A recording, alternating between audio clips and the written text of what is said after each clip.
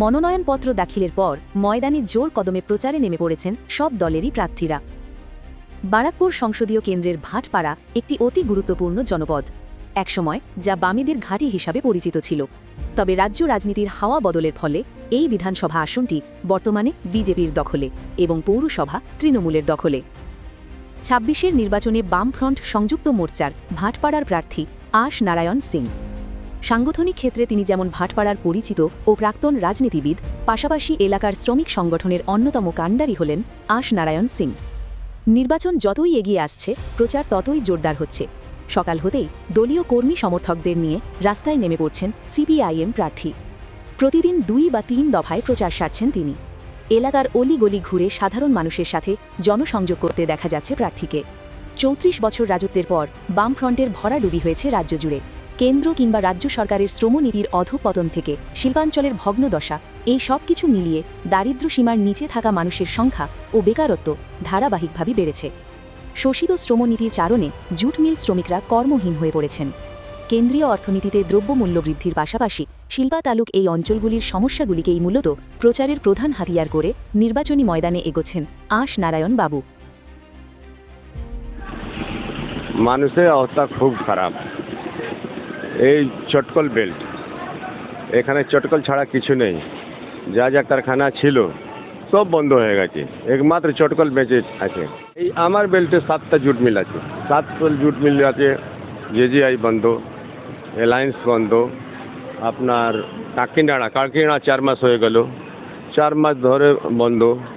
আজ পর্যন্ত এখানে রুলিং পার্টি আছে, যার সরকার আছে ও দায়িত্ব হচ্ছে গেটে গিয়ে একটু মিটিং করার, আন্দোলন করার। একটা আন্দোलन কোনোদিন দেখেছেন কোনো गेटे केव करेছে रूलिंग पार्टी? लोग जो है आ रहा है ठीक है, लेकिन डर से बोल नहीं पा रहा है। इतना ये लोग का तांडव है। यदि कोई घूमने गेट पर जाएगा आंदोलन करने, उसके पहले 50 बार सोचेगा जाएंगे तो रूलिंग पार्टी आकर के पीछे से डंडा लेके मारना शुरू करेगा। ये अवस्था है, माने भय है, यहाँ भय है। रूलिंग पार्टी का इतना भय है, कोई आवाज़ नहीं उठाने सकता है। हम लोग का यदि यहाँ पर चुन के आते हैं तो पहला काम हमारा रहेगा कि विधानसभा में जाकर के चटकल के लिए हम आवाज़ उठाएंगे।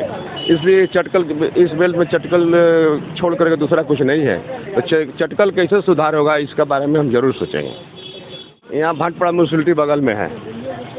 यहाँ पर और रिटायर्ड मजदूर का कम से कम 6-6 महीना हो जाता है, तब ग्रेजुटी 6-6 महीना तक नहीं मिलता है। ऐसा स्थिति है, जो आदमी रिटायर हो गया है वो पेंशन नहीं पाएगा, पेंशन पर आधारित है जो उसका क्या अवस्था होगा।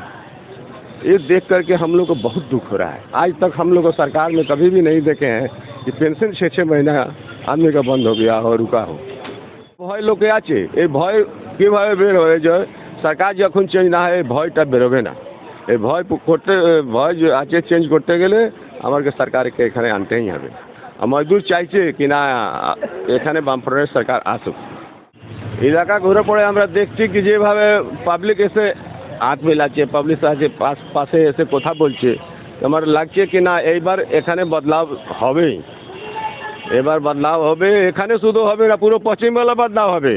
পশ্চিম বাংলা মানুষ একদম এই পার্টি থেকে মানে উবে গিয়েছে, আমরা বলি কি উবে গিয়েছে।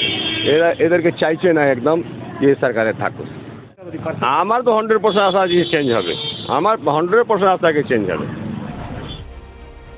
ভাটপাড়ার নাগরিকদের প্রতি তার প্রবল আস্থা। এবারের বিধানসভা নির্বাচনে শাসক কিংবা বিরোধী প্রার্থীকে 1 ইঞ্চিও জমি ছাড়তে নারাজ বাম প্রার্থী আশ নারায়ণ সিং। ভাটপাড়া থেকে রাজু রায়চৌধুরীর রিপোর্ট, আজকের সংবাদ, নির্ভীক ও নিরপেক্ষ।